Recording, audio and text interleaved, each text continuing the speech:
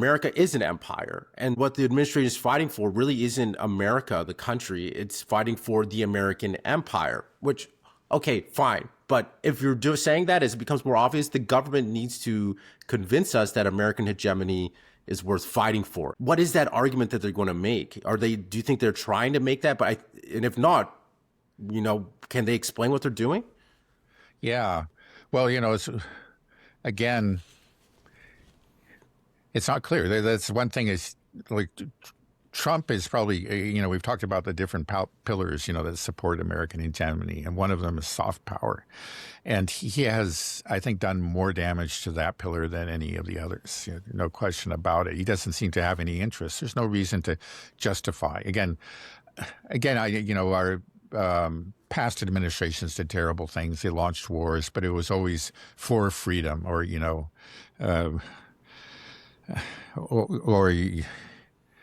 the case of George W. Bush, it was to spread, it was a neocon ideology, essentially, that we need to spread the American way, particular democracy, to make the world safe. Now, Trump doesn't have any patience for that. So it's just brute force. And it's just like, yeah, we're Americans and we're the best, or we're the strongest, and we're demonstrating that. Maybe we're demonstrating that in Venezuela and in Iran and on the streets of Minneapolis, maybe, in the minds of some of them, it seems to be actually the way that they're thinking about it. We're not going to, fool around, none of this mamby-pamby stuff. If you try to oppose us, you'll see what you get. The FOFA, approach to things. That's the kind of language they use, Pete Hegseth and Trump and the rest of them. And I guess that works with some people. I don't think it works with, certainly doesn't work with the rest of the world. And in this country, yeah, there's a certain element, but I think it's pretty small. But most people don't. They like to believe anyway that when violence is wielded on behalf of U.S. power, there is some reason for it. There's some necessity. It's for some greater good. And Trump doesn't really provide that, does he? It almost seems to be like violence or power for power's sake.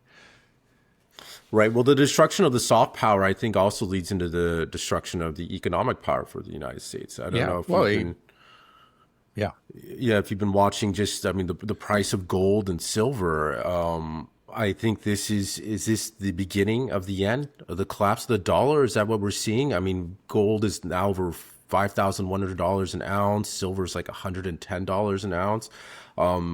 It's skyrocketing, and I think what we're seeing is the collapse of the dollar. Right? I think it was like the world reserve currency stats was like the U.S. dollar was at 65%, something like this, like 20 years ago. I forget. Now it's down below 40%.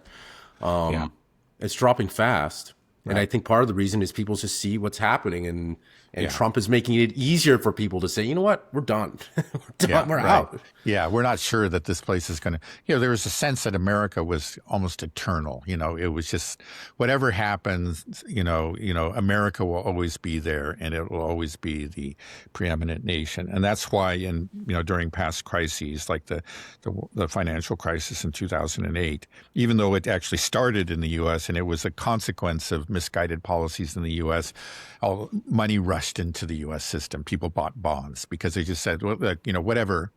Okay, the policy mistake, but America's America. We know that. And now we're not seeing that anymore. You pointed to the price of gold, but I guess recently, when after Trump threatened tariffs on these European countries, we saw a real sharp drop in the stock market. Okay, that's one thing. But also at the same time, usually when you see that, people go to safety, and safety is supposed to be bonds, U.S. Treasuries. Again, that's, how you, especially if you're a foreigner, that's how you buy dollars. But that didn't happen. That started to collapse too. And so that tells you that something's changed. Something's changed since 2008. People are looking at the U.S. differently. And if we hit a serious economic crisis, which we're bound to do, it's just a matter of time. It could be very soon, we're not going to be rescued by the world as we were in the past. we've always been insulated from our own foolishness. That's been true for decades now. But I think those days are over. And next time we crash, we're really going to crash. Right. Yeah, it just seems like as we start to lose our grip on the world, then Trump will probably start to do more actions to retain it. That's what we're seeing. For example, like Canada, we see what they're doing with China, and they're like, we're out of this game. There's more. We can shop around with other countries. We'll work with China. We don't have to work with the United States. The U.S. response is just immediately stick. Okay, we'll slap you with 100% tariffs, Canada. That's how we respond to things, which is just going to further make people just realize like, okay, we're done. We can't work with this partner anymore. So it just feels like, we're getting to this dangerous position where Trump is going to do whatever he can to punish people, to say that, no, I am top dog. I mean, that's what we're seeing with the Board of Peace. We're going to rewrite all the rules, and it all depends on who is loyal to me personally. Right. We want to see people that want to see the world that I want to create, where I'm top dog, America's on top. But people are rejecting it. There's a few people that are coming along, but I just feel like he's going to use military power. He's going to pull all the levers to maintain U.S. hegemony, U.S. primacy. I think that's the way he sees it, right? Do you think that's where we're headed? That this was always the fear. As the empire started to collapse, what would the empire do to preserve it? Would it be rational, and we'll be able to think, okay, how do I adjust to the new reality? Or is it going to go full-blown insane and blow up the world to make sure that if nobody's on top, if I'm not on top, then nobody's on top, kind of thing. Yeah. And I feel like that's where we're going. Yeah. Oh, yeah. Well, I think that's true. One thing that, again, is disturbing is that Trump seems to be looking at he's in real trouble domestically. Again, the polls are showing that he's way underwater. I think a recent poll showed only a 38% approval rating, which is very, very low. I don't know if that may be the lowest on record. But how is he dealing with it? He's not making adjustments to his domestic policies as far as I can see. He's going off on these foreign adventures. Again, as I pointed out earlier, somewhat analogous to these Western leaders who are also very unpopular. It's just like, they look for external enemies, and that's what he's doing. Right now, could be Iran. We'll see. Which is very, very. We went into a great deal about that recently, but could have very nasty consequences for him. Right. That's why I'm saying as all this craziness unfolds, I think it will become clearer and clearer to people, like, why are we doing this? Oh, it's about preserving the American empire, the American hegemony, which means preserving the dollar. And so I think that's going to be the argument that the administration will start to make as people come around. It's like, why do we have to go to war? Why is this crazy? Well, why are we doing all this crazy stuff? And it's going to be what? It's going to be like, well, we have to make sure that if we're not in control, what's going to happen? What is the argument that they're going to make? Do you know? Can you explain the argument for American hegemony? That's what I want to hear. Yeah. Well, there are people under him who are intelligent and are trying to work out some kind of strategy. People like Elbridge Colby, right, who contributed to that national security strategy that was issued by the State Department earlier. And then we have the National Defense Strategy that came out from the Pentagon just the other day. And then you see there's some outline of a strategy. It's just like, there is at least, there is a certain realism in those documents, that are creeping in. We can't defend everything everywhere. We need to prioritize. And, first of all, the greatest priority should be the Western Hemisphere. And then our main rival, we need to focus on that main rival, and that is China, right? This is sort of the very, very broad outlines of the strategy, if you want to call it, that we're seeing. And that makes sense up to a point, right? I think it's a mistake to to think that you can confront China in the South China Sea. This is going to be a disaster for the U.S. And I think we just have to accept that, our hegemony in that region, that was exercised through our not quite ownership, but our very close relationship with Taiwan and Japan and so on and so forth, that has to come to an end. It's just an acceptance of reality, and we're not accepting it there. But it seems like we've, at least in these recent strategy papers, there is a growing realism, the beginnings of a realism, right? Okay, yeah, we can't do it everywhere. Let Europe, bear the burden of European security. That makes sense. Actually, previous officials and various analysts have made that argument for years, even decades. So it's actually good to see that. Maybe that's a step in the right direction. But still, we see, if anything, an intensification of hegemony in the Western Hemisphere. And then I think also it's important to realize, okay, there are these thinkers, there's a strategy out there, but there's then Donald Trump. And Donald Trump is just Donald Trump, and for him, everything is personal. Okay, he may be kind of have some sort of limited understanding of this broader strategy, and he may be on some level in agreement with it, but other things end up mattering more to Donald Trump, and it's often very personal.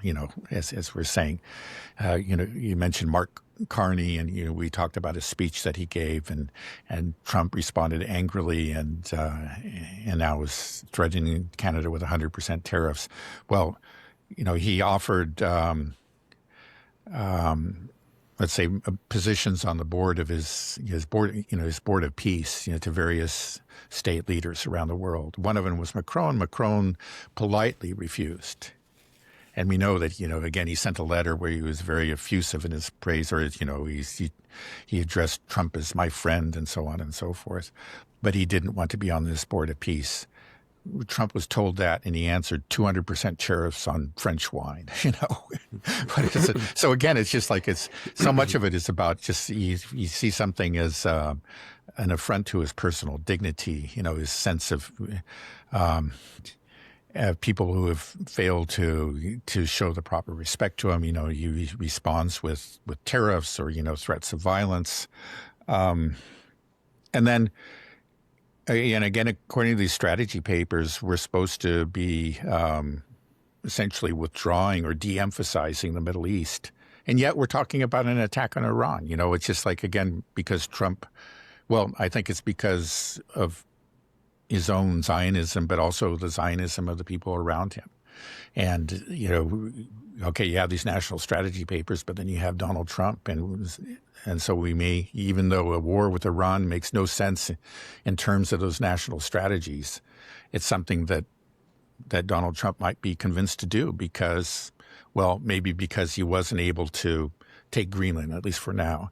He wants to take something or, achieve something else great. I think he really got quite a thrill out of his kidnapping of Maduro. He wants to do something similar in Iran. And so we may see an attack in Iran soon. Yeah, well, an attack in Iran will be because of Israel, right? I mean, I think, Chunk from the Young Turks, I think he tweeted something out saying that, if American soldiers die in this war with Iran, it's because of Israel. They'll have died because of Israel. Do you think that's a fair statement to say? Yeah, I think there's really almost no chance that we'd be considering an attack on Iran now if it wasn't for Israel. I think there's no... it's just all those different, I think that's probably fair to say. Do you think that most Americans understand that? Maybe not most, but a very large minority, I think, would understand that. In the past, it would have been a very small minority. Things that really have changed. Well, I think if this does happen and we are go to war with Iran, or American servicemen start getting killed over there in the Middle East, I think people will realize quickly. People will start to ask some basic questions like, why? Yeah. Why are we over there? Why are we doing this? Because of protest? I've been seeing all these, inverse memes and tweets saying like, Khamenei says help's on the way, Minneapolis. They're sending an aircraft carrier, to the U.S. to start, just flipping it, turning the table, and you just see Or just 8,000 people have died in Minneapolis or whatever, you know. right. The numbers that are coming out from these Zionist, mouthpieces on Twitter are insane. I'm hearing 100,000 sometimes, 20, 50,000. They just Yeah. they can just make up any number they want without any evidence, and it might work. Yeah. Right. Well, but I'd have to say again, it's just that we're used to these build up to these wars. In before past wars, there were months or maybe even, it's certainly many months of a buildup. There was a real effort to kind of convince the population, the rest of the world, this is something that we need to do. We don't have any choice. It just has to be done, right? And we had that, with the protests, but the protests are over. They've been over for what, close to 2 weeks now, something like that. You had your past excuses, the nuclear program. So what's going on? It just seems like they really haven't, they haven't bothered to work on really the soft power part of it this time. It's just, we're going to do this.